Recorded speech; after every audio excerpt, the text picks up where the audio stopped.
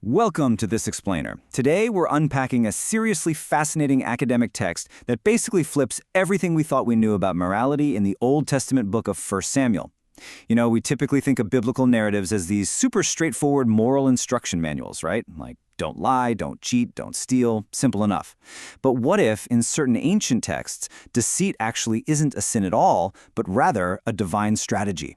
Today, we're diving into the divine art of deception in the story of David's rise to power. Okay, so let's jump right into this really provocative question. Is lying always condemned? We naturally assume the answer is a hard yes. But a 2018 Duke University doctoral dissertation by scholar Diana Lynn Abernathy suggests the exact opposite might be true, specifically when you look at the narrative of King Saul and his successor, David. Her research shows that the text actually uses dishonesty as a very deliberate narrative tool to highlight divine favor. It's just a completely different, almost mind-bending way to read these ancient stories. To map out this paradigm shift, we have 4 quick stops on our agenda today. First, a new lens on deception. Second, Saul's downfall through deceit. Third, strategic trickery for David. And finally, the divine litmus test. Let's start with Section 1, a new lens on deception, rethinking 1 Samuel. Now, this perfectly illustrates the academic disruption we're talking about. For a long time, traditional researchers analyzing 1 Samuel focused almost entirely on the actual ethics of the deceivers or sometimes the gender dynamics at play. But Abernathy's thesis, it completely pivots. Her research shows how deception in this specific text actually functions as a mechanism to transition power. So it's not really about whether lying is bad, it's about what the lying actively accomplishes in the story. It literally underscores a massive political and spiritual power shift. So the absolutely crucial point here is understanding this concept, divine election. According to the source, this is the idea that God has chosen a specific individual to fulfill a sovereign plan. And in this particular ancient context, that grand plan can actually override our traditional ethical expectations. Think of it kind of like a cosmic override switch.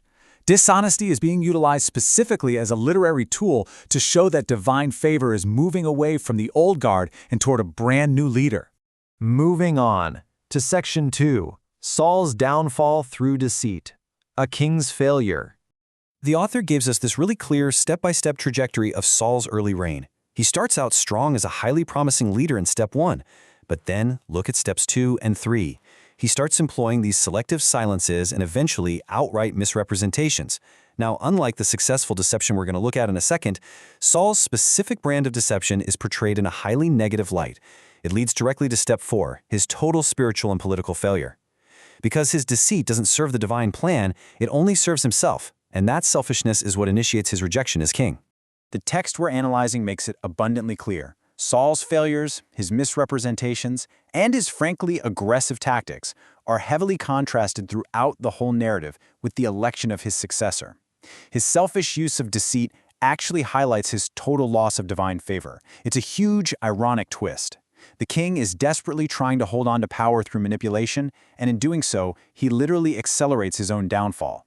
Which brings us to Section 3, strategic trickery for David, shifting loyalties. Well, if Saul's deceit led to his total ruin, how does deception actually work in favor of the newly chosen leader?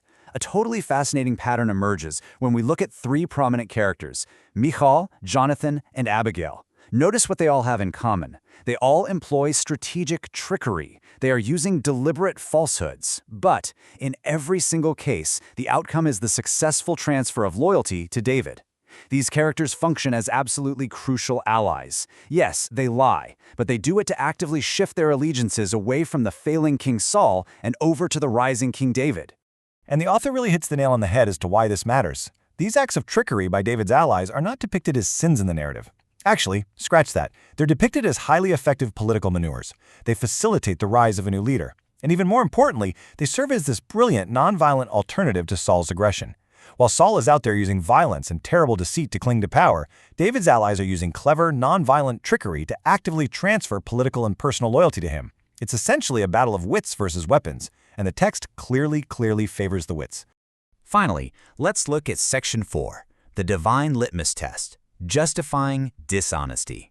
The entire heart of Abernathy's research really boils down to this one quote. The biblical narrative justifies such actions as long as they align with God's sovereign plan. That right there is the ultimate narrative litmus test. Deception isn't just endorsed universally across the board. No way, far from it. It's endorsed only if it facilitates God's sovereign will. And in the book of 1 Samuel, that specific will is the plan to replace Saul with David. Basically, if the lie helps David rise, the text treats it as a completely successful and even righteous maneuver. By separating our modern 21st century ethics from ancient literary structures, we really unlock a completely new understanding of this text. Deception here is a literary tool intentionally used by the authors rather than just a simple moral failing to be condemned. It shows us how beautifully and honestly how complexly 1 Samuel uses dishonesty to craft a larger story of divine transition. It's basically a sophisticated political thriller, and the ultimate trump card is divine election. As we wrap up this explainer, I want to leave you with a thought that brings all this ancient history right into our modern world. How do modern political narratives use deception to signal power transitions today? Seriously, think about it. The strategies of power, shifting loyalties, and narrative deception that we just analyzed in this centuries-old text, they are deeply ingrained in human nature. Do we still see political factions using strategic trickery to non-violently shift alliances? It definitely leaves us wondering just how much the mechanics of power have truly changed over the millennia. Thank you so much for joining me to explore this incredible source material, and as always, keep questioning the narratives around you.